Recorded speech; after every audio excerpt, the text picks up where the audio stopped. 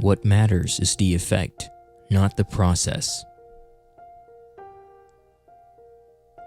Those who unconsciously despair yet put on the mask of optimism are not necessarily wise, but those who have not given up hope can succeed only if they are hard-headed realists, shed all illusions, and fully appreciate the difficulties. Only dogmatic thinking, the result of the laziness of mind and heart, tries to construct simplistic schemes of the either-or type that block any real understanding. A free person owes an explanation only to himself, to his reason, and to his conscience, and to the few who may have a justified claim for explanation. Will is based on activity, whim on passivity.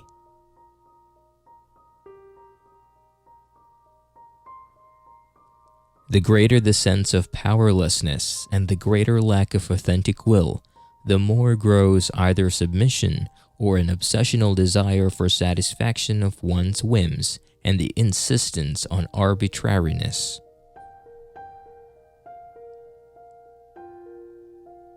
If the religious system does not correspond to the prevalent social character, if it conflicts with the social practice of life, it is only an ideology. In other words, ideas can become powerful forces, but only to the extent to which they are answers to specific human needs prominent in a given social character. To transcend nature, to be alienated from nature and from another human being, finds man naked, ashamed. He is alone and free, yet powerless and afraid.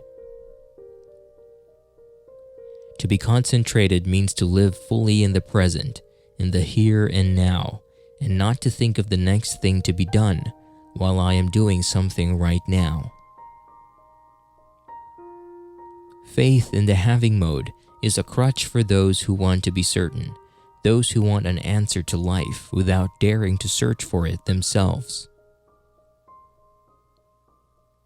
Unrestricted satisfaction of all desires is not conducive to well-being, nor is it the way to happiness or even to maximum pleasure. The difference between being and having is not essentially that between East and West. The difference is rather between a society centered around persons and one centered around things. Man can only go forward by developing his reason, by finding a new harmony, a human one, instead of the pre-human harmony which is irretrievably lost. If humanity continues to consume natural resources irresponsibly and disrupt the balance of nature that provides human life, it will be inevitable that we will encounter the catastrophe of total extinction in less than 100 years. The bureaucrat is a man who administers things and people, and who relates himself to people as to things. One can only understand the power of the fear to be different, the fear to be only a few steps away from the herd, if one understands the depths of the need not to be separated. In the view of the wise, heaven is man and earth woman. Earth fosters what heaven lets fall. It is desirable to avoid trivial and evil company altogether, unless one can assert oneself fully and does make the other doubt his own position. For centuries, kings, priests, feudal lords, industrial bosses, and parents have insisted that obedience is a virtue and that disobedience is a vice. Reality imposes its law on man, laws that he can only escape in dreams or in states of trance or in insanity. Man can only know the negation, never the position of ultimate reality. My duty not to remain passive in a world which seems to be moving forward self-chosen catastrophe. Few parents have the courage and independence to care more for their children's happiness than for their success. The supremacy of cerebral manipulative thinking goes together with an atrophy of emotional life. The cruelty itself is motivated by something deeper, the wish to know the secret of things and of life. Realists who have a special word for each type of automobile, but only the word love to express the most varied kinds of affective experience. If I am nothing but what I believe I am supposed to be, who am I? One can hardly overestimate people's need to talk about themselves and to be listened to. Looking for the next thing to do or the newest gadget to use is only a means of protecting oneself from being close to oneself or to another person. Authority is not a quality one person has in the sense that he has property or physical qualities.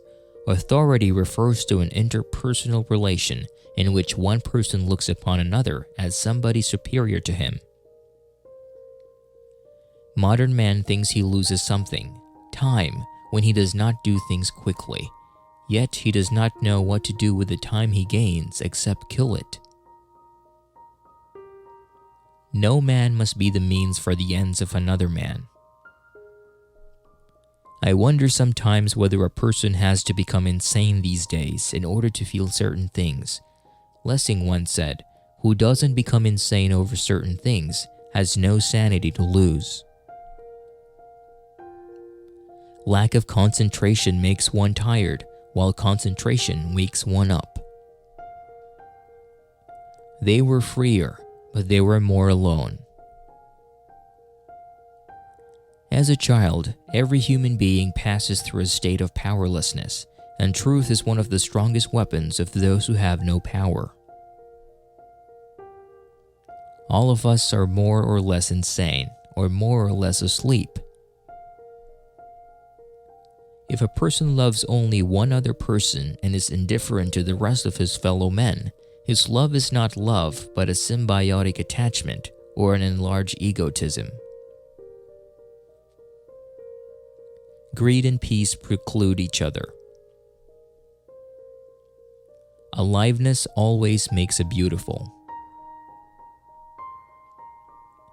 At the very moment when man is on the verge of realizing his hope, he begins to lose it.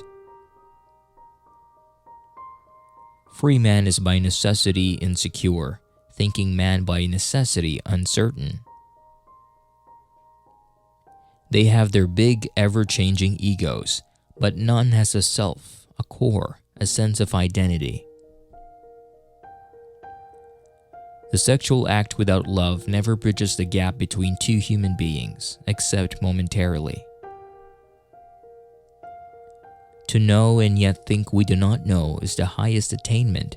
Not to know and yet think we do know is a disease. The awareness of human separation without reunion by love is the source of shame. It is at the same time the source of guilt and anxiety.